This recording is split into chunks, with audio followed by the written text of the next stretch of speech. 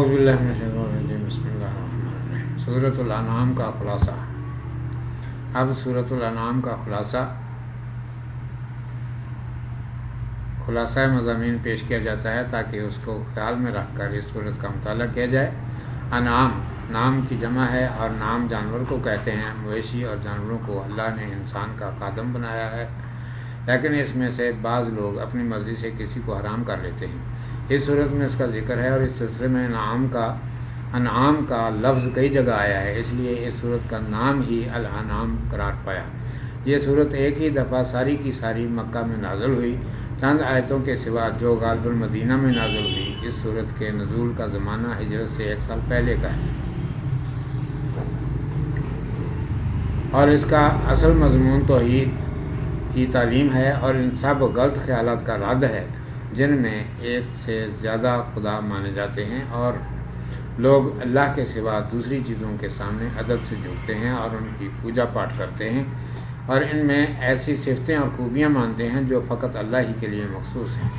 قرآن مجید کے نازل ہونے سے پہلے دنیا میں شاید ہی کوئی چیز بچی ہو جسے معبود بنا کر اس کی پوجا اور عبادت نہ کی گئی ہو۔ خدا کے ساتھ اور چیزوں کا شریک کرنا اور اس کی خوبیاں اور فضیلتیں دوسروں میں بھی ماننا ایک عام بات تھی۔ پارسی یا مجوسی کہتے تھے کہ دنیا کی اچھی چیزوں کا پیدا کرنے والا خدا اور ہے اور بری چیزوں کو پیدا کرنے والا اور ہے۔ اچھی چیزوں کو اجالا یعنی نور کہتے تھے اور بری چیزوں کو اندھیرا یعنی ظلمت کہتے تھے۔ یہ ان دو خداؤں کے قائل تھے۔ ہندو 33 کروڑ دیوتا مانتے تھے اور ہر ایک کے سپرد الگ الگ کام تھا۔ آریہ سماج نے کوشش کر کے ان کو گھٹایا مگر پھر بھی مادہ اور روح کو خدا کی طرح ازلی ابدی اور ایک دوسرے سے مستقل اور غیر مخلوق ٹھہرایا۔ عرب کے مشرق تو درخت پتھر وغیرہ تک کو اللہ کی خدائی میں شریک اور مددگار مانتے تھے۔ یہودیوں نے خدا کی صفات کو اس قدر معمولی قرار دیا کہ ہر آدمی اس کے برابر بلکہ اس سے بڑھ کر ہو سکتا ہے اور اس کے علاوہ بچڑے کی پوجا کی۔ عیسائیوں نے باپ بیٹے روح القدس کو خدائی میں برابر کا حصے دار ٹھہرایا۔ غرض ایک اللہ کا قائل کوئی مشکل ہی سے تھا۔ اس صورت میں ان تمام عقیدوں کو باطل اور غلط قرار دیا ہے اور سکھایا ہے کہ اللہ کا کوئی شریک نہیں۔ جیسے اس کی ذات یکتا ہے ایسے ہی اس کی صفتیں بھی سب سے نرالی ہیں۔ سب چیزیں اسی نے اپنی قدرت سے پیدا کی ہیں اور جب تک چاہے گا انہیں قائم رکھے گا اور جب چاہے گا فنا کر دے گا۔ دنیا کی حفاظت اور اس کا انتظام اسی کے ہاتھ میں ہے۔ اپنی مخلوق کے لیے زندگی کے الگ الگ قانون مقرر کیے ہیں۔ انسان کو اسی نے بنایا ہے اور اس کی ہدایت کے لیے رسول بھیجے ہیں جن میں سے بہت سے رسولوں علیہ السلام کا اس صورت میں ذکر ہے۔ سب کا خالق اللہ تعالی ہے۔ اعوذ باللہ من الشیطان الرجیم بسم اللہ الرحمن الرحیم۔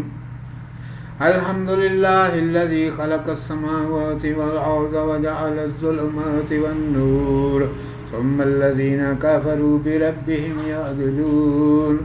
سب تعریفیں اللہ کے لیے ہیں جس نے آسمان اور زمین پیدا کیے اور اندھیرا اور اجالا بنایا، پھر بھی کافر اپنے رب کے ساتھ اوروں کو برابر کیے دیتے ہیں۔ السماوات آسمان، سما کی جمع ہے۔ سما وہ چیز ہے جو ہمارے سر سے اوپر ہے اور چونکہ اوپر کی چیزیں بہت سی ہیں جو اوپر کی طرف نگاہ کرنے سے نظر آتی ہیں اس لیے سب کے جمع کا لفظ استعمال ہوا ہے۔ الظلمات ظلمت کی جمع ہے جس کے معنی اندھیرے کے ہیں، اس سے مراد رات اور دن کے اندھیرے ہیں۔ النور روشنی، اس سے مراد دن ہے۔ اندھیرے اور اجالے میں رات اور دن کے علاوہ وہ سب چیزیں بھی آ گئیں جو ایک دوسرے کی ضد ہیں، مثلا بلائی برائی، علم جہالت، ہدایت اور گمراہی۔ یعدلون عدل سے ہے۔ عدل کے معنی ہے مساوات اور برابری، دو چیزوں کو آپس میں برابر کرنا یا ٹھہرانا۔ اس میں کبھی غلطی ہو جاتی ہے، اس سے بچنا چاہیے۔ اس آیت میں وہ اصل بات جو اسلام انسان کو سکھانا چاہتا ہے بڑی خوبی سے بیان کر دی گئی ہے، یعنی تمام جہان کا اور اس کی ساری چیزوں کا پیدا کرنے والا ایک اللہ ہے۔ ایک اللہ ہے کیونکہ وہی ایک ذات ہے جس میں ساری خوبیاں، ساری قوتیں اور پوری قدرت موجود ہے۔ اس کے سوا جس کو چاہو لے لو، اس میں کوئی نہ کوئی نقص موجود ہوگا اور اپنے موجود ہونے میں دوسرے کا محتاج نظر آئے گا۔ ارشاد ہے کہ آسمان اور زمین اللہ نے پیدا کیے انہی میں وہ ساری چیزیں آ گئی جو ان دونوں میں پائی جاتی ہیں، یعنی یہ سب بھی اسی نے پیدا کی ہیں۔ اس کے بعد ان چیزوں میں سے کچھ چیزیں اچھی اور فائدے والی کر دیں اور کچھ بری اور نقصان دینے والی کر دیں۔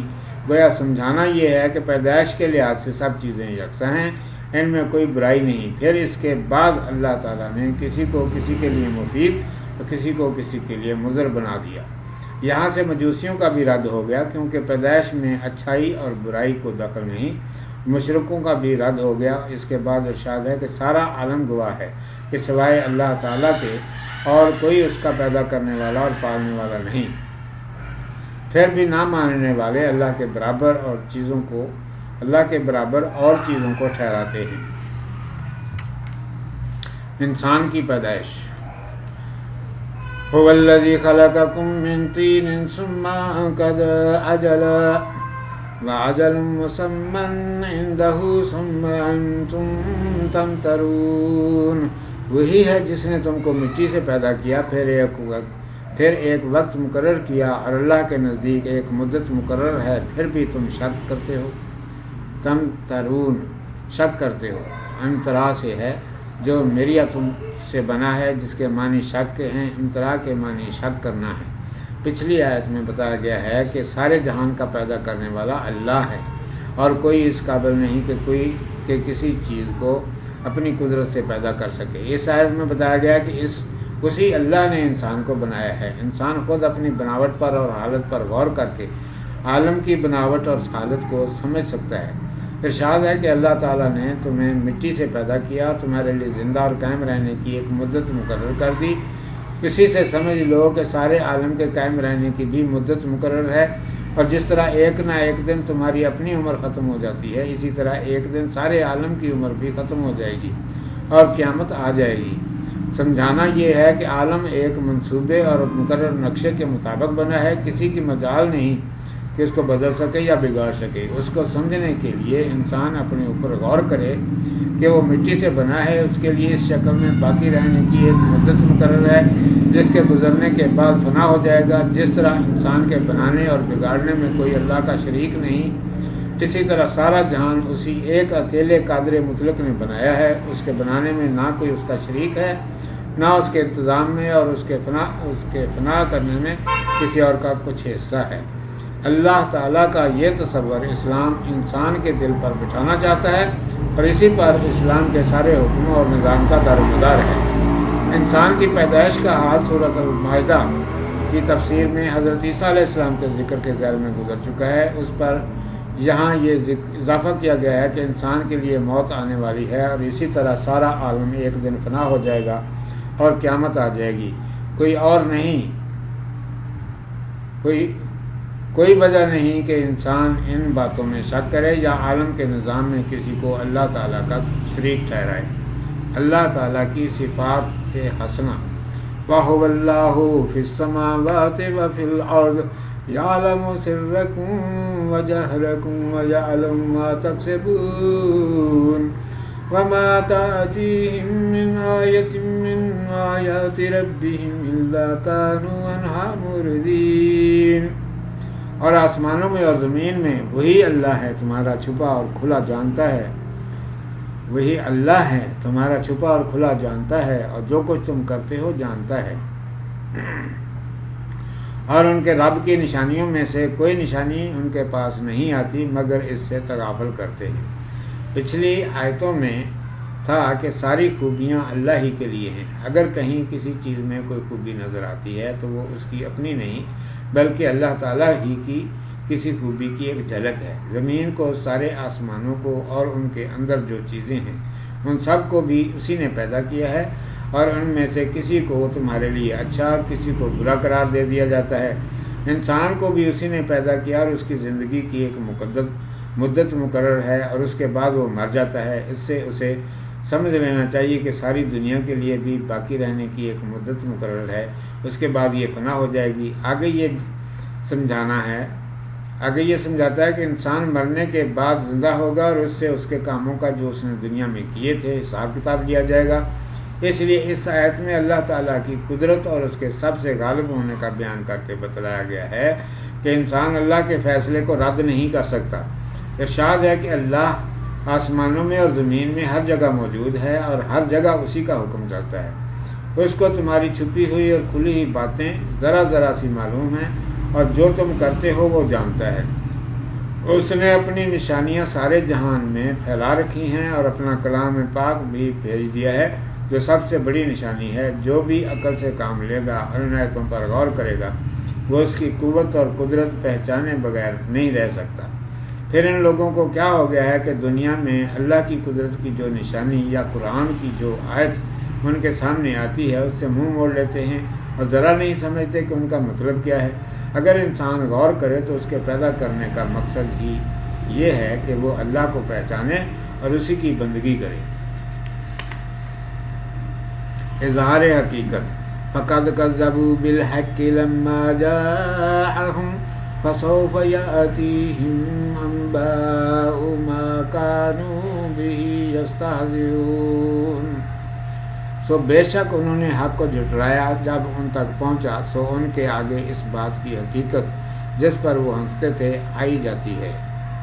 پچھلی آیت میں بیان ہوا کہ ان غافلوں کے سامنے جو اللہ کی نشانی آتی ہے اس سے منہ موڑ لیتے ہیں، اس کو کچھ نہیں گردانتے۔ حالانکہ اگر اس میں غور کریں اور سمجھنے کی کوشش کریں تو ان کی سمجھ میں آ جائے کہ ساری دنیا کا اور اس سے پرے دوسرے جہان کا پیدا کرنے والا فقط ایک اللہ ہے اور وہی سب کا مالک ہے، اور اس کا نام ہر جگہ اللہ ہے، جس کا مطلب ہے معبود برحق۔ اس آیت میں ارشاد ہے کہ یوں تو آسمان اور زمین اور ان کے اندر جو حادثے ہوتے رہتے ہیں ان پر غور کرنے سے عقل مند ضرور اللہ کو مان لے گا، لیکن ممکن ہے کہ غفلت کی وجہ سے ان پر غور کرنے کا موقع نہ ملے، یا ملے تو کھیل کود میں مشغول ہونے کی وجہ سے حقیقت کے پتہ لگانے کا ارادہ ہی نہ کرے۔ لیکن ایک نشانی تو ان کے پاس ایسی زبردست آ چکی ہے کہ اس کے اندر شبہ کی گنجائش ہی نہیں، کیونکہ اس کے ساتھ اس کو سمجھانے والا بھی موجود ہے، اور اس کا کام ہی یہ ہے کہ تمام لوگوں کو اس کی طرف متوجہ دلائے اور وہ نشانی انہیں صحیح طور پر سمجھا دے۔ یہ نشانی قرآن مجید ہے اور اس کے لانے والے رسول اکرم محمد عربی صلی اللہ علیہ وسلم ہیں۔ قرآن مجید کی ایک آیت اللہ کے برحق ہونے پر گواہ ہے، سچائی اور حقیقت کو واضح کرتی ہے، اور پھر رسول اکرم صلی اللہ علیہ وسلم اس کے سمجھانے کے لیے موجود ہیں۔ اس کے بعد اس سب سے بڑی نشانی یعنی قرآن مجید سے منہ موڑنے کے لیے کوئی عذر ہی نہیں رہتا، اور اگر کوئی منہ موڑتا ہے تو اس کی وجہ اس کی ہٹ دھرمی کے سوا اور کچھ نہیں ہو سکتی۔ اس کے بعد اس کے نہ ماننے والوں کو سزا سے ڈرایا گیا ہے۔ ارشاد ہے کہ ان لوگوں نے تو ہٹ دھرمی سے ایک سچی کتاب کو جھٹلایا، لیکن انہیں یاد رکھنا چاہیے کہ وہ دن دور نہیں کہ ان پر اس کا وبال پڑے گا۔ اس کتاب کی ایک ایک بات پوری ہو کر رہے گی، اور جن باتوں کی یہ آج ہنسی اڑا رہے ہیں کل یہ باتیں ان کو رلا کر رہیں گی اور وہ اس گستاخی کا مزہ چکھیں گے۔ قرآن مجید میں اس کے نام ماننے والوں کے لیے دو قسم کی سزاؤں کی پیش گوئی کی گئی ہے، دنیا کی سزا اور آخرت کی سزا۔ دونوں سزاؤں کے یقینی ہونے کا اس قدر صاف اعلان کر دیا گیا تھا کہ سمجھداروں کے لیے اس کے سمجھنے میں کوئی دشواری نہ تھی، لیکن کافروں نے نہ مانا۔ آگے چل کر دنیا میں ان کا وہی حال ہوا جس سے انہیں ڈرایا گیا تھا۔ اس سے سمجھ لینا چاہیے کہ آخرت کی سزا بھی ایسی ہی یقینی ہے۔ گزشتہ سے عبرت۔ الم یروا کم اہلکنا من قبلہم من قرن مکناہم فی الارض ما لم نمکن لکم وارسلنا السماء علیہم مدرارا۔ کیا دیکھتے نہیں کہ ان سے پہلے ہم نے کتنی امتیں ہلاک کر دیں، جن کو ہم نے ملک میں اتنا جما دیا تھا کہ جتنا تم کو نہیں جمایا، اور ہم نے ان پر آسمان کو لگاتار برستا ہوا چھوڑ دیا۔ پچھلی آیت میں کہا گیا تھا کہ قرآن مجید اللہ تعالیٰ کی نشانیوں میں سے ہے۔ دوسری نشانیوں میں اور قرآن مجید میں یہ فرق ہے کہ باقی ساری نشانیاں اپنے متعلق لفظوں میں کچھ نہیں کہتی، دیکھنے والا ان کو دیکھ کر جو سمجھ جائے وہ سمجھ جائے۔ قرآن مجید ایک پاک کلام ہے، وہ خود اپنی بابت سب کچھ بتاتا ہے، بلکہ وہ دنیا کی ساری بے زبان نشانیوں کی زبان ہے، ان کو بیان کرتا اور ان کی طرف توجہ دلاتا ہے، اور نہ صرف موجودہ نشانیوں کی طرف بلکہ ان کی طرف بھی جو پہلے گزر چکی ہیں اور لوگ ان کو بھول بھال گئے ہیں۔ اس سے غرض یہ ہے کہ اس زمانے کے انسان ان پر غور کر کے اللہ کو اور اس کی قدرت کو پوری طرح سمجھ جائیں۔ اس آیت میں ارشاد ہے کہ اپنے سے پہلے زمانے کی طرف دیکھو، جہاں تم سے پہلے اور قومیں بستی تھیں، ہم نے ان کو اتنی قوتیں اور طاقتیں عطا کی تھیں کہ تمہارے اندر وہ نہیں پائی جاتی۔ ان کے اوپر وقت پر برابر مینہ برسائے اور زمین کی پیداوار کا مالک بنایا، اور بھی ان پر بہت سے انعام کیے جن کا ذکر آگے آئے گا۔ قرآن مجید واقعی اللہ تعالیٰ کو جیسا پہچاننا چاہیے پہچاننے کا بڑا زبردست ذریعہ ہے۔ یوں تو عقل مند آدمی دنیا کی ہر چیز پر غور کر کے معرفت الہی حاصل کر سکتا ہے، لیکن اس قدر غور کرنے کی ہر شخص سے امید نہیں کی جا سکتی۔ قرآن مجید ہی ایک ایسی نشانی ہے جو انسان کے لیے اللہ سے بے خبر رہنے کا کوئی عذر نہیں چھوڑتا۔ اول تو اور نشانیوں کی طرح خود دنیا میں اس کا نرالے طرز کا وجود ایک نشانی ہے، پھر یہ اپنی بابت خود اپنے الفاظ میں سب کچھ کہتا ہے، پھر اس کے پہچاننے اور پہنچانے اور سمجھانے والے رسول صلی اللہ علیہ وآلہ وسلم موجود ہیں۔ اب بھی اگر کوئی اللہ کو اور اس کی قدرت کو نہ سمجھے تو اس کے حال پر جتنا بھی تعجب اور افسوس کیا جائے کم ہے۔ بدعمالی کا نتیجہ وَجَعَلْنَا الْأَنْهَارَ تَجْرِي مِن تَحْتِهِمْ فَأَهْلَكْنَاهُمْ بِذُنُوبِهِمْ وَأَنشَأْنَا مِن بعدهم قرنا آخرین، اور ہم نے ان کے نیچے بہتی ہوئی نہریں بنا دیں، پھر ان کے گناہوں پر ہم نے انہیں ہلاک کر دیا، اور ان کے بعد ہم نے اور امتوں کو پیدا کیا۔ قرن زمانہ، صدی، اس کی جمع قرون ہے۔ اس آیت میں اور اس سے پہلی آیت میں اس زمانے سے پہلے کے لوگ مراد ہیں، اس لیے ترجمہ امت کیا گیا ہے۔ پچھلے سبق میں کہا گیا ہے کہ تمہیں اپنے سے پہلی امتوں کے حال پر غور کرنا چاہیے، جن کا اپنے اپنے زمانے میں خوب طوطی بول رہا تھا، مال و دولت، قوت، سب کچھ حاصل تھا۔ تمہارے اندر تو اتنا زور اور بل ہے بھی نہیں جتنا ہم نے انہیں عطا کیا تھا۔ پیداوار کی افراد تھی، بارش عین موقع پر ہوتی تھی، کثرت کے ساتھ لگاتار ہوتی تھی۔ نتیجہ یہ تھا کہ کھیتیاں اور باغ ہرے بھرے تھے، آسمان سے وقت پر مینہ برستا تھا۔ اس آیت میں ہے کہ ان کے محلوں کے پاس زمین پر درختوں کے نیچے نہریں بہتی تھیں، غلہ اور پھل کثرت کے ساتھ پیدا ہوتے تھے، کام کی ساری چیزیں ان کی تابع فرمان تھیں۔ اتنی بڑی نعمت اور ساز و سامان کے ہوتے ہوئے ہونا یہ چاہیے تھا کہ وہ منعم حقیقی کے شکر میں ہر وقت مصروف رہتے اور اس کی نافرمانی سے بچتے، اس کے رسولوں کا کہا مانتے اور نیک لوگوں کی سی زندگی بسر کرتے۔ وہ اپنے مال و دولت اور قوت پر گھمنڈ کر کے حیوانی خواہشوں کے پورا کرنے میں لگ گئے، اللہ کے فرمان کو پیٹھ کے پیچھے پھینک دیا، رسول صلی اللہ علیہ وسلم کے وعظ و نصیحت کی پرواہ نہ کی، گناہوں میں پھنس گئے۔ آخر نتیجہ یہ ہوا کہ ہم نے انہیں ان کی شامت اعمال کی وجہ سے تباہ و برباد کر دیا، ان کا نام و نشان بھی آج باقی نہیں۔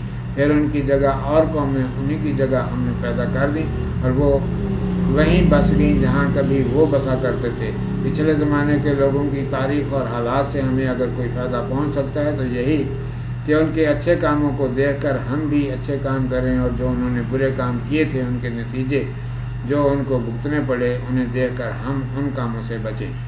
آج کل بعض ظاہری باتوں کو دیکھنے والے کہتے ہیں کہ دنیا میں حادثے آتے ہی رہتے ہیں، ان کو انسان کے برے کاموں سے کیا طلب، لیکن قرآن مجید اور حدیثوں میں بار بار اور صاف صاف کہا گیا ہے کہ انسان کے برے کاموں اور گناہوں کی وجہ سے دنیا میں آفتیں اور مصیبتیں آتی ہیں، اور مرنے کے بعد ان کی وجہ سے عذاب ہوگا۔ ہمیں قرآن مجید اور حدیث شریف ہی کی بات ماننی چاہیے اور گناہوں سے بچنا چاہیے۔ ضد کی انتہا وَلَوْ نَزَّلْنَا عَلَيْكَ كِتَابًا فِي قِرْطَاسٍ فَلَمَسُوهُ بِأَيْدِيهِمْ لَقَالَ الَّذِينَ كَفَرُوا إِنْ هَذَا إِلَّا سِحْرٌ مُبِينٌ، اور اگر ہم تجھ پر کاغذ میں لکھا ہوا اتاریں پھر وہ اپنے ہاتھوں سے چھو لیں، البتہ کافر کہیں گے نہیں ہے یہ مگر کھلا ہوا جادو۔ مکہ والوں کو رسول اللہ صلی اللہ علیہ وآلہ وسلم کی باتیں ایک آنکھ نہ باتی تھیں، وہ کسی طرح نہ چاہتے تھے کہ لوگ آپ صلی اللہ علیہ وآلہ وسلم کی باتیں سنیں اور آپ صلی اللہ علیہ وآلہ وسلم کے کہنے پر چلیں۔ آپ صلی اللہ علیہ وسلم سے قسم قسم کی فرمائشیں کرتے کہ کسی طرح آپ صلی اللہ علیہ وسلم کو عاجز کر دیں اور اپنے ہی جیسا پرانے رسم و رواج کا پابند پھر کر لیں۔ اللہ کو یہ منظور نہ تھا کہ لوگوں کو دین اسلام میں کراتے اور معجزے دکھا دکھا کر اور مرغوب کر کے یا ان کی فرمائشیں پوری کر کے داخل کیا جائے، کیونکہ اسلام فطری دین ہے اور انسان کی اپنی سمجھ اس کی خوبیاں دریافت کرنے کے لیے کافی ہے۔ ایک مرتبہ انہوں نے فرمائش کی کہ ایک کاغذ پر لکھی ہوئی کتاب آسمان کے فرشتوں سے اٹھوا کر اتار لاؤ اور ہمارے سامنے رکھو تو ہم جانیں کہ تم اللہ کے رسول ہو۔ اس آیت میں اس کا جواب ہے، ارشاد ہے کہ بالفرض اگر ہم ایک لکھی ہوئی کتاب فرشتوں کے ہاتھ بھیج دیں، وہ اس کو چلتا ہوا دیکھ لیں، جب وہ ان کے سامنے آتے تو اس کو ہاتھ سے چھو کر اپنا اطمینان بھی کر لیں کہ یہ سچ مچ کی کتاب ہے اور میری نظر بندی کا کھیل نہیں ہے، تب بھی وہ لوگ ماننے والے نہیں، کیونکہ یہ ایسی فرمائشیں اپنا شبہ رفع کرنے کے لیے نہیں کرتے، بلکہ ان کا مطلب یہ ہے کہ اگر رسول اللہ عاجز ہو جائیں تو وہ آپ ہی چپ ہو جائیں گے۔ ارشاد ہے کہ اگر آپ صلی اللہ علیہ وسلم نے ان کا کہنا مان لیا تو پھر بھی نہ ماننے کے 100 بہانے ہیں، کم سے کم یہ بہانہ تو کہیں نہیں گیا کہ یہ رسول جادوگر ہے۔ اس سے ظاہر ہے کہ دین اسلام کوئی وقتی دین نہیں تھا کہ وقت پر خلاف عادت معجزے دکھا دکھا کر لوگوں کو اس میں داخل کیا جاتا، بلکہ یہ انسان کو دنیا میں زندگی گزارنے کے لیے جتنے کام کرنے پڑتے ہیں ان سب میں قرآن مجید کے ذریعے ہمیشہ کے لیے صاف صاف رہنمائی کرتا ہے۔ اب جو اس کے خلاف چلے گا وہ پچھتائے گا۔ انوکھی فرمائشیں۔ وَقَالُوا لَوْلَا أُنزِلَ عَلَيْهِ مَلَكٌ وَلَوْ أَنزَلْنَا مَلَكًا لَقُضِيَ الْأَمْرُ ثُمَّ لَا يُنظَرُونَ، اور کہتے ہیں اس پر کوئی فرشتہ کیوں نہیں اترتا، اور اگر ہم فرشتہ اتاریں تو قصہ طے ہو جائے، پھر ان کو مہلت بھی نہ ملے۔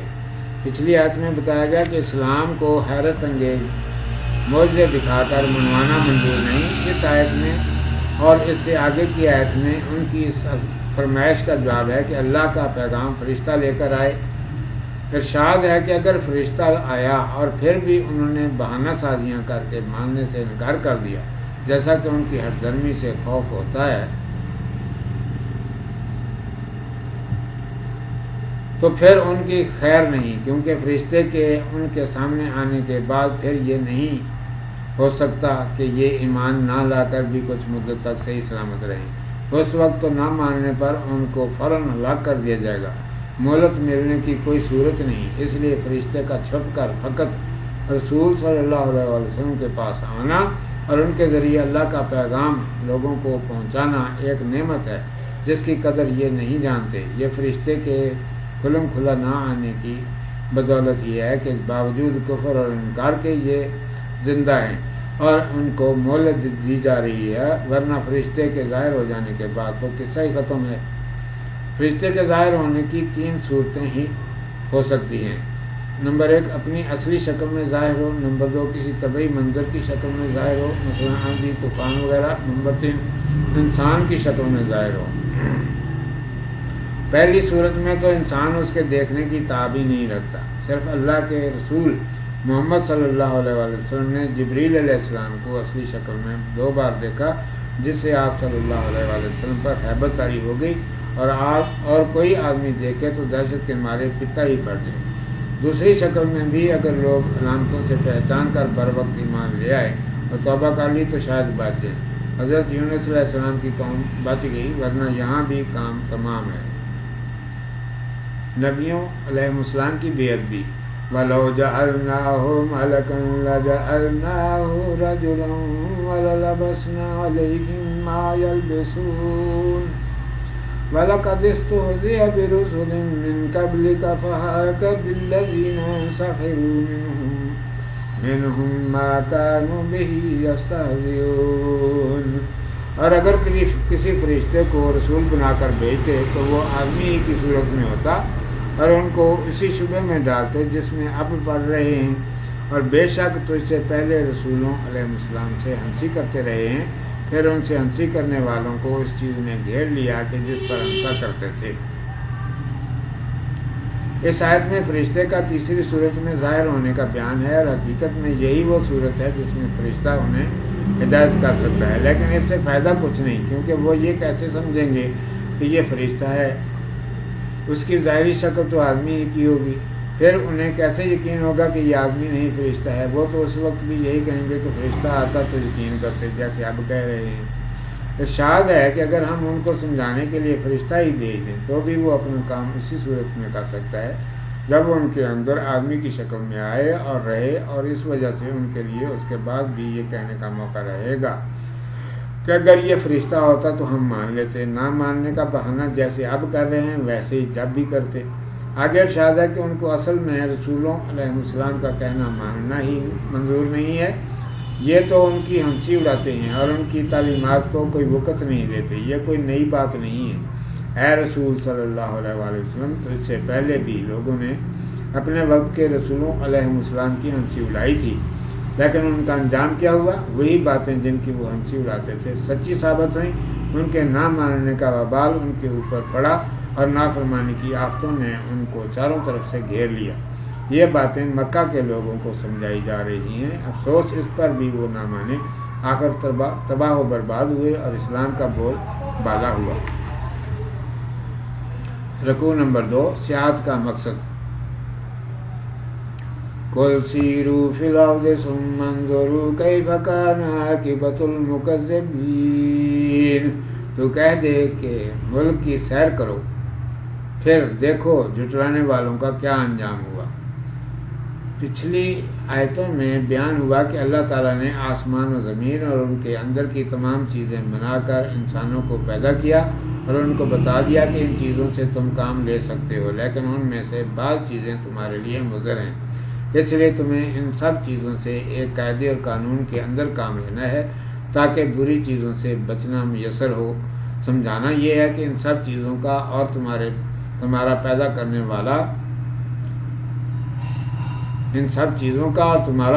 کرنے والا اور تمہارے لیے قانون زندگی بنانے والا ایک اللہ ہے، اور اس کے پہچانے بغیر تمہارے کاموں کی کل درست نہیں بیٹھ سکتی۔ اللہ تعالیٰ نے دنیا میں اپنی پہچان اور اپنے قانون منوانے کے لیے نشانیاں مقرر کی ہیں۔ اللہ کی یہ کتاب ایسی نشانی ہے جو تمام نشانیوں کی طرف توجہ دلاتی ہے اور اللہ کے اور اس کے قانون کے سچے ہونے کی شہادت دیتی ہے۔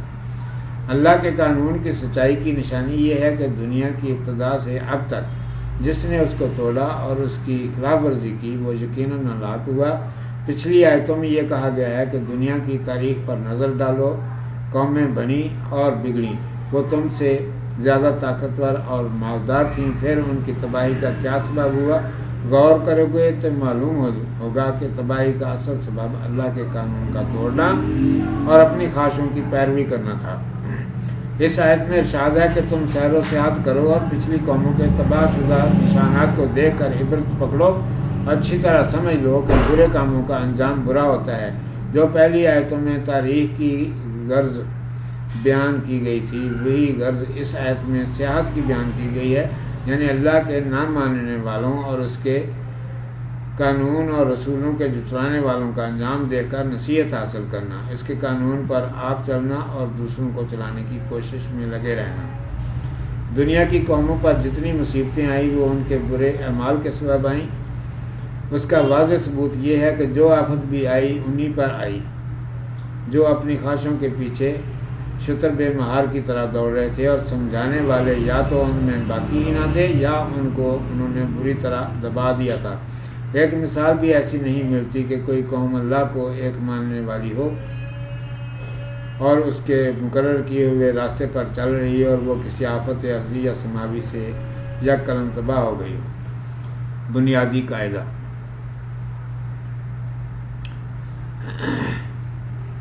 کل من ما فی السماوات والارض کل اللہ کتب علی نفسہ الرحمہ، پوچھ کہ آسمانوں میں اور زمین میں جو کچھ ہے وہ کس کا ہے؟ کہہ دے اللہ کا ہے، اس نے اپنے ذمہ مہربانی لکھ لی۔ پچھلی آیتوں میں تھا کہ تاریخ و سیاحت کے ذریعے معلوم کرو کہ جن لوگوں نے اللہ کو اور اس کے قانون کو جھوٹا قرار دیا تھا ان کا کیا انجام ہوا۔ اس آیت میں واقعات سے صحیح نتیجہ نکالنے کا طریقہ بتایا گیا ہے کہ جو آدمی دنیا کے گزشتہ اور موجودہ حالات پر غور کرنے بیٹھے گا اس کے دل میں سب سے پہلے یہی سوال آئے گا کہ اس کائنات کا مالک اور انتظام کرنے والا کون ہے۔ تاریخ میں وہ پائے گا کہ وہ بعض سرفرون نے اپنے زمانے میں خود آپ سب کے مالک ہونے کا دعویٰ کیا، تھوڑی ہی مدت میں وہ ظلم کر کے فنا ہو گئے۔ ان کے جو آثار اور کھنڈر رہ گئے، سیاح انہیں دیکھ کر ان کا انجام معلوم کر سکتے ہیں۔ اس آیت میں ارشاد ہے کہ اے رسول اللہ صلی اللہ علیہ وآلہ وسلم، تم یہ سوال جو ہر سوچنے والے کے دل میں آتا ہے خود اٹھاؤ کہ دنیا کا مالک اور منتظم کون ہے، پھر اس کا مختصر جواب دے دو کہ اللہ ہے۔ اس کے بعد اس جواب پر غور کرنے کے لیے ان کو چھوڑ دو کہ وہ خود سوچ سمجھ کر اس کو صحیح قرار دیں۔ پھر یہ سوال پیدا ہوتا ہے کہ جب سب کا مالک اللہ ہے تو برے کام کرنے والوں کو کان پکڑ کر فوراً سزا کیوں نہیں دیتا؟ اس کے جواب میں ارشاد ہے کہ دنیا میں اس کے مالک یعنی اللہ نے انتظام کا ایک بنیادی قاعدہ مقرر کر دیا ہے۔ جب تک دنیا کو قائم رکھنا ہے، ہر مخلوق کے لیے اسی کے مطابق الگ الگ طریقے زندگی اور قانون حیات مقرر کیا جائے گا۔ یہ بنیادی قاعدہ رحمت ہے۔ رحمت کے معنی سورۃ الفاتحہ میں بیان ہو چکے ہیں۔ یہاں اتنا سمجھ لینا چاہیے کہ مخلوق کی ہر نوع کی الگ الگ ایک اندرونی استعداد ہے۔ اس استعداد کو سدھارنے اور اس سے کام لینے کا ایک قانون ہے۔ اندرونی استعداد کا تقاضا ہے کہ اس کے پنپنے اور کام کرنے کے لیے آزادی اور سامان سب کچھ مہیا کیا جائے۔ قانون کا تقاضا ہے کہ جو اسے توڑے سزا پائے۔ رحمت چاہتی ہے کہ جہاں استعدادی آزادی اور قانون میں تصادم ہو وہاں دنیا میں درگزر سے کام لیا جائے، یعنی ضرورت پوری کر دی جائے۔ قانون توڑنے کی پوری سزا قیامت کے دن دی جائے۔ وہ کچھ سزا مصلیحتاً دنیا میں بھی مل جاتی ہے۔ بنیادی قاعدہ بے لَيَجْمَعَنَّكُمْ إِلَى يَوْمِ الْقِيَامَةِ لَا رَيْبَ فِيهِ الَّذِينَ خَسِرُوا أَنفُسَهُمْ فَهُمْ لَا يُؤْمِنُونَ۔ البتہ تم کو قیامت کے دن تک جس میں کچھ شک نہیں اکٹھا کرے گا۔ جو لوگ اپنی جانوں کو نقصان میں ڈال چکے ہیں وہی ایمان نہیں لاتے۔ پچھلی آیت میں بیان ہوا کہ دنیا میں انتظام کا قاعدہ رحمت پر مقرر ہے، یعنی اندرونی استعداد کی ضرورتیں فوراً مہیا کی جائیں اور قانون کی خلاف ورزی کی سزا قیامت کے دن کے لیے چھوڑ دی جائے۔ دنیا میں جو سزا ملتی ہے وہ اس وقت ملتی ہے جب قانون شکنی عام ہو جائے اور نیک استعداد والوں کو بھی، جن کی استعداد ہی یہ چاہتی ہے کہ وہ قانون پر عمل کریں، قانون کی پیروی مشکل ہو جائے۔ اس لیے جب دوسرے لوگ ان کی استعداد کا تقاضا پورا نہ ہونے دیں تو رحمت کا تقاضا ہے کہ ان کو ان کے راستے سے ہٹا دیا جائے۔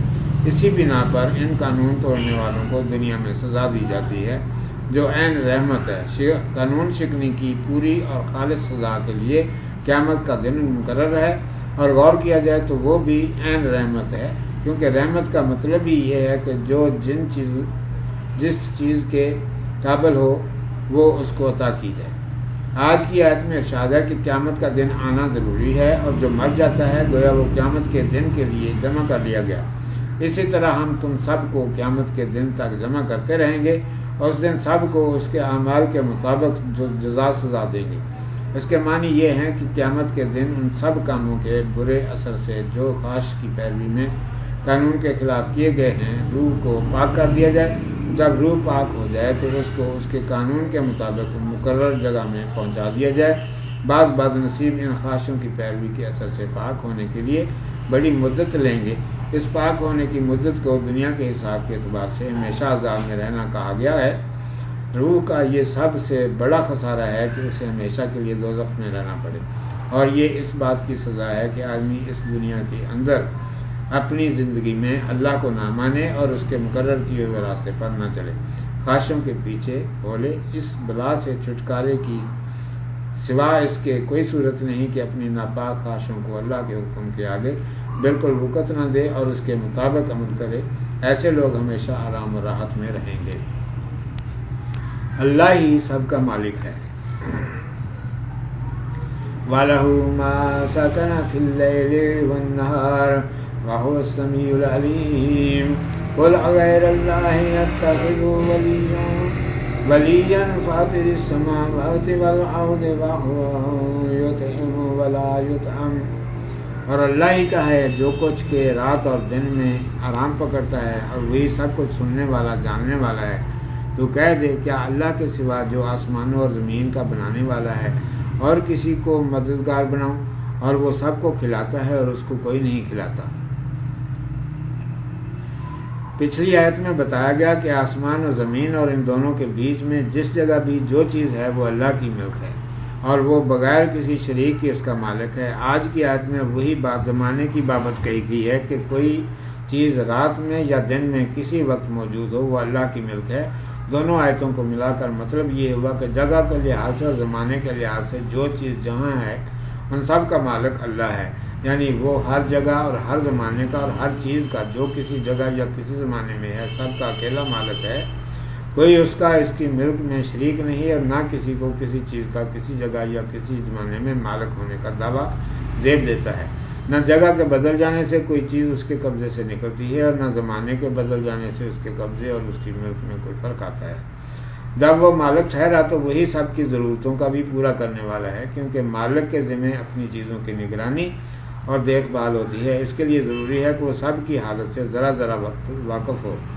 آیت میں اس کا صاف اعلان ہے کہ یقیناً وہ سب کی سننے والا اور سب کی حالتوں کا پورے طور پر جاننے والا ہے۔ حدیث میں اس کی تشریح اس طرح کی گئی ہے کہ وہ اس چونٹی کے پاؤں کی آواز بھی سنتا ہے جو کسی گڑھے میں نہایت ہی چکنے پتھر پر ہولے ہولے رینگ رہی ہو۔ اس کے علم کا یہ حال ہے کہ اسے سمندروں کے سارے پانی کی ناپ، تمام پہاڑوں کے پتھروں کا وزن، بارش کے قطروں کا شمار اور درختوں کے پتوں کی گنتی سب کچھ پورے طور پر معلوم ہے۔ یہ سب بتا کر رسول صلی اللہ علیہ وسلم کو ارشاد ہے کہ ان سے پوچھو تو کہ کیا میں ایسے مالک کل سب کی سننے اور سب کے جاننے والے کو چھوڑ کر کسی اور کو اپنا مددگار بنا سکتا ہوں، جس نے آسمانوں کو اور زمین کو بنایا، اور جو سب کو کھانا یعنی زندگی کی ضرورت کی چیزیں دیتا ہے، اور خود کسی چیز کا محتاج نہیں، اور نہ کوئی اسے کچھ دیتا ہے اور نہ دے سکتا ہے۔ اللہ کی اطاعت۔ قُلْ إِنِّي أُمِرْتُ أَنْ أَكُونَ أَوَّلَ مَنْ أَسْلَمَ وَلَا تَكُونَنَّ مِنَ الْمُشْرِكِينَ قُلْ إِنِّي أَخَافُ إِنْ عَصَيْتُ رَبِّي عَذَابَ يَوْمٍ عَظِيمٍ۔ کہہ دے مجھ کو حکم ہوا ہے کہ سب سے پہلے حکم مانوں اور تو ہرگز شرک کرنے والا نہ ہو۔ تو کہہ اگر اپنے رب کی نافرمانی کروں تو میں ڈرتا ہوں ایک بڑے دن کے عذاب سے۔ اللہ زمین و آسمان اور ہر چیز کا مالک اور خبر گیری کرنے والا ہے، ہر چیز اس کی محتاج ہے، وہی سب کی ضرورتیں پوری کرتا ہے۔ اس نے اپنے اوپر لازم کر لیا ہے کہ سب پر رحمت کرے اور جو کوئی کچھ مانگے اس کو اس کی استعداد کے مطابق دے۔ حقیقت میں ہر چیز ہر جگہ اور ہر لمحے اپنی استعداد اور قابلیت اس کے سامنے پیش کرتی رہتی ہے، اور وہ ہر ایک کی اس خفیہ التجا کو سنتا ہے اور جانتا ہے کہ کون کس چیز کا مستحق ہے۔ یہاں یہ سمجھ لینا چاہیے کہ ہر چیز ہر لمحے دعا میں مصروف ہے، مگر یہ دعا زبانی نہیں بلکہ حالی ہے، یعنی ہر لمحے اس کا حال ایک نئی چیز طلب کرتا ہے۔ بعض دفعہ خود چیز اپنی حالت کو نہیں جانتی، لیکن اللہ جانتا ہے کہ اس وقت اس کی حالت کیا چیز طلب کر رہی ہے۔ زبان حال کی یہ دعا ہر لمحے مقبول ہے، لیکن زبان سے دعا کرنے والا چونکہ اپنی حالت کو خود اب پوری طرح نہیں سمجھتا، اس لیے بعض وقت وہ ایسی چیز مانگ بیٹھتا ہے جو اس کی حالت تقاضا نہیں کرتی۔ یہی وجہ ہے کہ بہت دفعہ زبانی دعا مقبول نہیں ہوتی۔ اس لیے اللہ کو سمیع و علیم کہا گیا ہے۔ کیا ایسے اللہ کو چھوڑ کر کے جو سب کی حاجتیں پوری کرتا ہے اور خود کوئی حاجت نہیں رکھتا، کسی اور کو مددگار سمجھا جا سکتا ہے؟ اس آیت میں ارشاد ہے کہ میری تو عقل بھی یہی کہہ رہی ہے اور اللہ کا بھی یہی حکم ہے کہ ہر چیز کو اسی کے سامنے جھکنا چاہیے، چنانچہ اس کے حکم کے مطابق سب سے پہلے میں اس کے آگے جھکتا ہوں۔ اللہ نے مجھ سے کہہ دیا ہے کہ تو سب چیزوں کو چھوڑ کر اللہ کے سامنے جھک اور کبھی اس کا شریک کسی کو نہ مان، تاکہ تجھے دیکھ کر اور لوگ بھی جھکنے لگیں۔ اگر میں اپنے رب کی نافرمانی کرتا ہوں تو ضرور مجھے ایک ہولناک دن کا سخت عذاب پکڑے گا، اس سے بہت ڈر لگتا ہے۔ اللہ قادر مطلق ہے۔ من يصرف عنه يومئذ فقد رحمه وذلك الفوز المبين وإن يمسسك الله بضر فلا كاشف له إلا هو وإن يمسسك بخير فهو على كل شيء قدير. جس سے اس دن عذاب ٹل گیا تو اس پر اللہ نے رحم کر دیا اور یہی بڑی کامیابی ہے. اور اگر اللہ تجھ کو کچھ سختی پہنچا دے تو اس کے سوا کوئی اس کو دور کرنے والا نہیں، اور اگر تجھ کو بھلائی پہنچاوے تو وہ ہر چیز پر قادر ہے. پہلی آیت میں حضور رسول اکرم صلی اللہ علیہ وآلہ وسلم کو مخاطب کر کے حکم دیا گیا تھا کہ اللہ کے حکم ماننے میں سب سے آگے رہو اور ہرگز اس کے ساتھ کسی کو شریک نہ ٹھہراؤ. اور آپ کو فرما برداری اور شرک سے بیزاری کی مثال اپنے طرز عمل سے قائم کرنے کے لیے کہا گیا کہ اے رسول صلی اللہ علیہ وآلہ وسلم کہہ دے کہ اگر میں اللہ کی نافرمانی کروں تو مجھے خوف ہے کہ قیامت کے دن مجھے اللہ کا عذاب گھیر لے گا. اس آیت میں اس عذاب کی ہولناکی کا نقشہ کھینچا گیا ہے اور اس طریقے سے کھینچا گیا ہے کہ سوائے قرآن مجید کے اور کسی کی عبارت اس خوبصورتی سے اس کا نقشہ نہیں کھینچ سکتی. اور یہ کہ خدا کے سوا مصیبت میں کوئی مددگار نہیں، اس لیے جو مانگنا ہو اسی سے مانگو، جو ملے گا اسی کی رحمت سے ملے گا. ہر چیز اس کی قدرت میں ہے، کسی اور میں ذرا بھر بھی طاقت نہیں کہ کچھ کر سکے. ارشاد ہے کہ قیامت کے دن عذاب میں جو پھنس گیا وہ مشکل ہی سے اس سے نکلے گا. قیامت کے دن عذاب میں بدنی دکھ، درد، بے چینی اور اضطراب کے علاوہ بے کسی اور بے بسی کا احساس اور ہر طرف سے نا امیدی کی بچھاڑ روح کو ادموا کر دے گی. دکھ درد میں تسلی اور دلاسا دینے سے تکلیف میں بہت تخفیف ہو جاتی ہے، لیکن جب کوئی مددگار ہی نہ ہو اور نہ کوئی ساتھی ہو کہ زبانی دلاسا ہی دے دے تو عذاب کی سختی کا اندازہ کر لینا چاہیے کہ کتنی ہوگی. اللہ قادر مطلق ہے. آیت میں اس بات کی طرف اشارہ ہے کہ قیامت کی تنگی اور عذاب سے اللہ کے سوا کوئی نہیں بچا سکتا. جو اس سے بچے گا وہ اللہ ہی کی رحمت سے بچے گا. اور یہ بات قیامت کے دن ہر شخص پر روز روشن کی طرح واضح ہوگی، کیونکہ جب ہر شخص اپنی جان پہچان کے لوگوں کو اپنے سے پرے بھاگتا ہوا دیکھے گا، نفسی میں مبتلا پائے گا. رشتہ دار، دوست، استاد، شیخ، ولی سبھی جواب دے دیں گے کہ ہمارے پاس کا کچھ نہیں. لوگ باری باری پیغمبروں علیہ السلام کے پاس جائیں گے اور امداد کے طالب ہوں گے. ہر ایک یہی کہے گا ہم کچھ نہیں کر سکتے. آخر سب کے سب حضرت محمد رسول اللہ صلی اللہ علیہ وآلہ وسلم کی خدمت میں حاضر ہوں گے. آپ صلی اللہ علیہ وآلہ وسلم بارگاہ الہی میں حاضر ہو کر درخواست کریں گے کہ مجھے مخلوق کی شفاعت اور سفارش کرنے کی اجازت مرحمت ہو. قیامت میں تو ہر شخص بڑے سے بڑے آدمی و جن، فرشتہ، ولی، پیر اور پیغمبر سب کو بالکل بے بس اور بے اختیار پائے گا. لیکن اس دن کا ذکر کر کے قرآن مجید کو اس طرح توجہ دلانی مقصود ہے کہ تم آج میں ہی اس بات کو سمجھ لو اور اللہ کے سوا سب کے بے اختیار اور بے بس ہونے کا یقین کر لو، اور اس کے سوا کسی سے کوئی حاجت نہ مانگو اور کسی سے کوئی التجا نہ کرو. اللہ پر ایمان لانے کے معنی یہ ہیں کہ اس بات کا پختہ یقین ہو جائے کہ اس کے سوا کوئی کچھ نہیں کر سکتا. اگر دنیا میں آدمی کو اس کا ایسا ہی یقین ہو جائے جیسا کہ قیامت کے دن ہوگا تو اس کا نام ایمان بالغیب ہے، یعنی بن دیکھے فقط اللہ کو اپنا کارساز اور حاجت روا سمجھنا اور اسی سے دعا کرنا. اس کا نتیجہ یہ ہوگا کہ ایسے ایماندار کو قیامت کے دن عذاب سے نجات ملے گی. یہی مضمون آگے کی آیت میں صاف کر دیا گیا ہے. ارشاد ہے کہ تکلیف، دکھ، مصیبت سب اللہ کی طرف سے ہے، سوائے اس کے کسی کو کوئی ضرر پہنچانے کی طاقت نہیں رکھتا اور نہ سوائے اس کے کوئی ضرر کو دور کر سکتا ہے. اسی طرح آرام، راحت اور بھلائی بھی اسی کی طرف سے ہے، سوائے اس کے کوئی کسی کو نفع نہیں پہنچا سکتا اور نہ حاجت روائی کر سکتا ہے، کیونکہ سب کچھ اس کی قدرت میں ہے. اس کے سوا سب عاجز اور بے بس ہیں. شاہ عبد القادر رحمۃ اللہ علیہ نے موضع القرآن میں لکھا ہے کہ اللہ تعالیٰ تو فرماتا ہے کہ میری دی ہوئی مصیبت کوئی دور نہیں کر سکتا، لیکن اس زمانے کے نادان لوگ مشکل کے وقت اللہ کو چھوڑ کر اس کے بندوں سے مدد مانگتے ہیں. انہوں نے طرح طرح کی رسمیں مقرر کر رکھی ہیں. ان کا کہنا یہ ہے کہ ہم انبیاء علیہ السلام اور اولیاء رحمہم اللہ سے جو مدد چاہتے ہیں وہ اس لیے ہے کہ سیڑھی کے بغیر کوئی کوٹھے پر نہیں چڑھ سکتا. جواب یہ ہے کہ اس کی سیڑھی اللہ کی فرما برداری ہے اور اس کا صاف حکم یہ ہے کہ اللہ کے سوا کسی سے مدد نہ مانگو اور مراد نہ چاہو۔ واقعی اس آیت سے یہی مطلب صاف صاف سمجھ میں آتا ہے۔ اللہ سب سے زبردست ہے۔ وَهُوَ الْقَاهِرُ فَوْقَ عِبَادِهِ وَهُوَ الْحَكِيمُ الْخَبِيرُ قُلْ أَيُّ شَيْءٍ أَكْبَرُ شَهَادَةً قُلِ اللَّهُ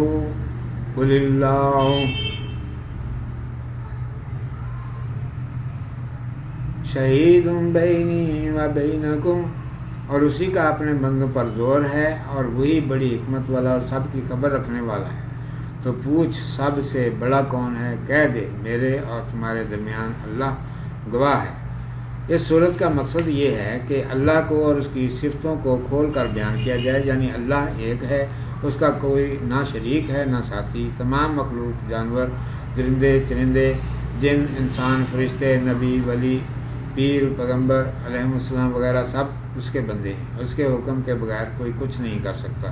اس کے بغیر کسی کی عبادت نہ کرو، کسی سے مراد نہ مانگو، کسی سے مدد طلب نہ کرو۔ اس لحاظ سے یہ سورۃ فاتحہ اور سورۃ اخلاص کی تفسیر ہے۔ جو کچھ ان دونوں صورتوں میں مختصر طور پر بیان کیا گیا ہے، اس صورت میں اس کو کھول کر واضح کر دیا گیا ہے۔ اس کا ہر بیان، ہر واقعہ، بلکہ ہر جملہ اسی مقصد کو سامنے رکھتا ہے کہ اللہ ایک ہے، ساری قدرت اور سارا اختیار اسی کا ہے، اور سب چیزیں خواہ وہ کتنی ہی بڑی ہوں اس کی عظمت اور بڑائی کے سامنے ہیچ ہیں۔ شروع سے یہی مضمون چلا آ رہا ہے اور سورت کے ختم تک یہی مضمون چلے گا۔ اس آیت میں بھی جو کچھ کہا گیا ہے اسی کی بابت کہا گیا ہے۔ ارشاد ہے کہ اللہ اپنے بندوں پر زبردست اور غالب ہے اور اسی کو سب پر برتری حاصل ہے۔ انسان خواہ کتنا ہی مرتبے والا ہو، بہرحال اس کا بندہ ہے اور اس کے آگے بے بس ہے۔ حکم چلانا اسی کا کام ہے اور بندوں کا کام صرف یہ ہے کہ اس کا حکم بجا لائیں۔ سورۃ النساء کے آخری رکوع میں کہا گیا ہے کہ حضرت عیسیٰ علیہ السلام فرشتوں اور سب کو اللہ کی بندگی کا اقرار ہے۔ وہ سب اسی میں اپنا فخر سمجھتے ہیں۔ کلمہ شہادت میں اس کا صاف اقرار موجود ہے کہ محمد صلی اللہ علیہ وآلہ وسلم اللہ کے بندے اور اس کے رسول صلی اللہ علیہ وآلہ وسلم ہیں۔ پھر آپ سے بڑھ کر کون ہو سکتا ہے جو اللہ کا بندہ ہونے سے منہ موڑے؟ اگر کوئی کہے کہ تمہارے اس دعوے پر کون گواہ ہے تو ان سے پوچھو کہ تمہارے خیال میں بڑے سے بڑا گواہ کون ہو سکتا ہے؟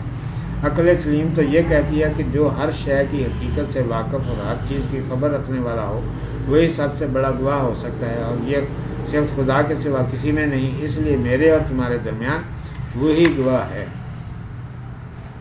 ایک اللہ۔ وَأُوحِيَ إِلَيَّ هَذَا الْقُرْآنُ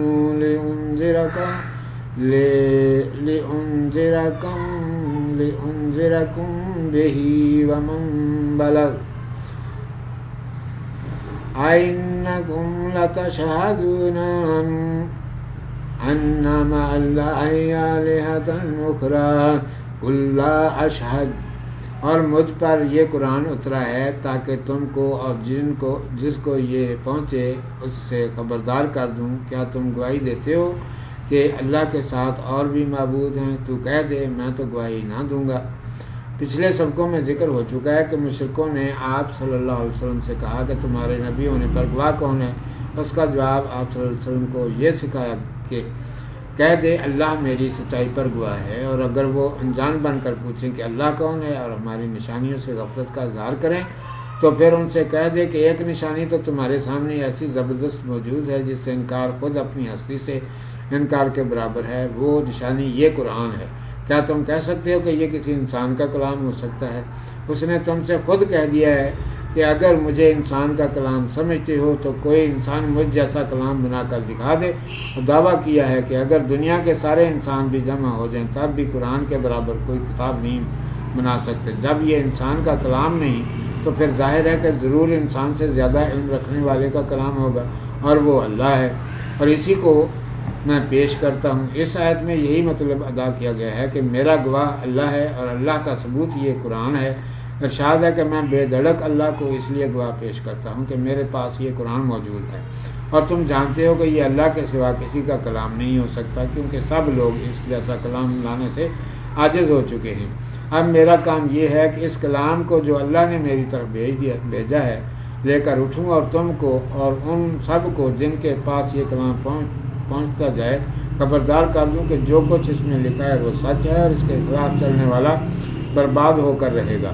اتنی بڑی نشانی اور گواہی کے بعد کیا اب بھی تم یہی رٹ لگائے جاؤ گے کہ اللہ معبود واحد نہیں بلکہ اس کے ساتھ اور معبود ہیں؟ خیر تم جانو، نادانی کرتے رہو، میں تو ایسی بات کبھی نہیں کہہ سکتا۔ جانتے ہیں اور نہیں مانتے۔ قُلْ إِنَّمَا هُوَ إِلَٰهٌ وَاحِدٌ وَإِنَّنِي بَرِيءٌ مِّمَّا تُشْرِكُونَ الَّذِينَ آتَيْنَاهُمُ الْكِتَابَ يَعْرِفُونَهُ كَمَا يَعْرِفُونَ أَبْنَاءَهُمُ الَّذِينَ خَسِرُوا أَنفُسَهُمْ فَهُمْ لَا يُؤْمِنُونَ۔ کہہ دے وہی ایک معبود ہے اور میں تمہارے شرک سے بیزار ہوں۔ جن کو ہم نے کتاب دی ہے وہ اس کو پہچانتے ہیں جیسے اپنے بیٹوں کو پہچانتے ہیں۔ جو لوگ اپنی جانوں کو نقصان میں ڈال چکے ہیں وہی ایمان نہیں لاتے۔ پچھلی آیت میں کہا گیا کہ میری سچائی پر اللہ گواہ ہے، اور اللہ کی پہچان کا سب سے بڑا ذریعہ یہ قرآن ہے جس کے مقابلے کا کلام لانے سے سب عاجز ہو چکے ہیں۔ اگر اتنی بڑی گواہی کے بعد بھی تم لوگ شرک کیے جاؤ تو کوئی عقل مند تمہارا ساتھ نہ دے گا، اور میں تو قرآن کی تعلیمات کے پھیلانے ہی کے لیے آیا ہوں۔ میں تمہارے غلط خیال کی گواہی ہرگز نہیں دے سکتا۔ شرک اور کفر کی گواہی دینے سے انکار کر کے اس آیت میں اللہ کے ایک ہونے کا صاف صاف اقرار ہے۔ ارشاد ہے کہ ان سے صاف کہہ دے کہ تم مانو یا نہ مانو، واقعہ اس کے سوا کچھ نہیں کہ معبود فقط ایک اللہ ہے، اس کے سوا کوئی معبود نہیں ہو سکتا۔ یہ جو تم اللہ کے شریک ٹھہراتے پھرتے ہو، اس کی وحدانیت کا اقرار نہیں کرتے، اس سے میں کچھ سروکار نہیں رکھتا۔ میرا دل اس سے نفرت کرتا ہے اور میں اس سے کھلم کھلا اپنی بیزاری کا اظہار کرتا ہوں۔ مشرک رسول اللہ صلی اللہ علیہ وآلہ وسلم سے کہا کرتے تھے کہ اپنی رسالت پر کوئی گواہ پیش کرو۔ ہم نے ان لوگوں سے بھی پوچھ کر دیکھ لیا جنہیں کتاب مل چکی ہے، وہ بھی تمہارے رسول ہونے کی گواہی نہیں دیتے۔ اس کے جواب میں آپ صلی اللہ علیہ وآلہ وسلم نے اپنی سچائی پر گواہ تو اللہ کو پیش کیا جس کا ذکر پچھلے سبق میں گزرا۔ اس آیت میں یہود و نصارہ کے گواہی نہ دینے کی اصل حقیقت کا بیان ہے۔ ارشاد ہے کہ ہم نے اس سے پہلے جن کے پاس آسمانی کتاب بھیجی ہے وہ محمد صلی اللہ علیہ وآلہ وسلم کو اس قدر یقینی